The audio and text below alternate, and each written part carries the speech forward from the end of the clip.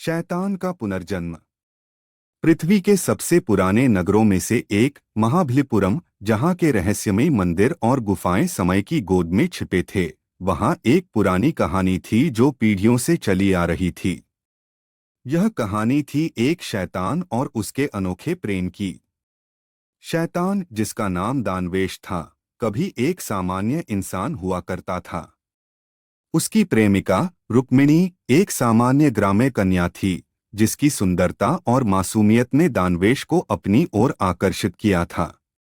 दानवेश और रुक्मिणी का प्रेम सरल था, लेकिन समाज ने इसे कभी स्वीकार नहीं किया। उनके प्रेम की गहराई ने दानवेश को बदल दिया, लेकिन जब समाज ने उनके प्रेम को कलंकित किया, दानवेश का हृदय अंधकार से भर गया। उसकी आत्मा ने शैतान का रूप धारण कर लिया और उसने प्रतिशोध की आग में झुलसते हुए अपने प्रेम की रक्षा करने की ठानी। शताब्दियों बाद वही आत्मा पुनर्जन्म लेकर एक नए शरीर में प्रविष्ट हुई। इस बार उसका नाम आर्यन था और वह एक साधारण युवक था जो अपने पुरखों की जड़ें जानने के लिए महाबलीपुरम आया था। उसे वहां एक पुरानी किताब मिली जिसमें उसके पूर्वज दानवेश और रुक्मिणी की कहानी लिखी थी। इस कहानी ने आर्यन को झकझोर कर रख दिया। उसे अपनी आत्मा में अजीब सी हलचल महसूस हुई। उसे ऐसा लगा कि इस कहानी का हर शब्द उसकी आत्मा में गहरे उतरा हुआ है। आर्यन ने उस पुस्तक के पन्नों को गहराई से पढ़ना शुरू किया। हर पृष्ठ पर उसे अपने पूर्वज दानवेश के संघर्ष और प्रेम की गहराई महसूस होने लगी। एक रात जब वह पुस्तक पढ़ रहा था, तो अचानक से और एक स्त्री की छवि उसके सामने आई। वह रुक्मिणी थी, जिसने पुनर्जन्म लेकर अपने प्रेम को फिर से पाने का संकल्प लिया था।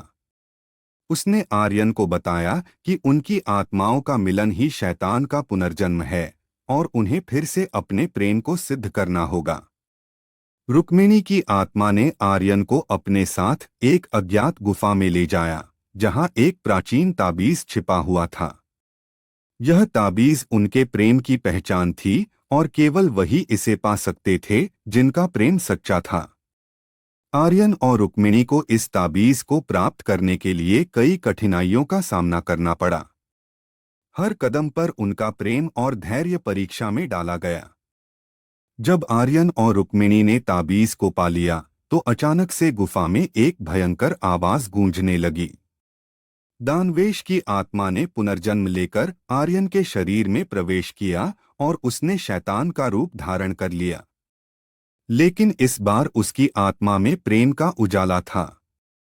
रुक्मिणी ने उसके हाथों को थाम लिया और उसके दिल की गहराइयों में छिपे प्रेम को जगाया। शैतान रूपी दानवेश का हृदय प्रेम से भर गया और उसने अपनी पूरी शक्ति से रुक्मिणी को अपने पास खींच लिया। इस प्रेम की ताकत ने शैतान की बुरी आत्मा को पूरी तरह से नष्ट कर दिया और आर्यन और रुक्मिणी का पुनर्मिलन हुआ।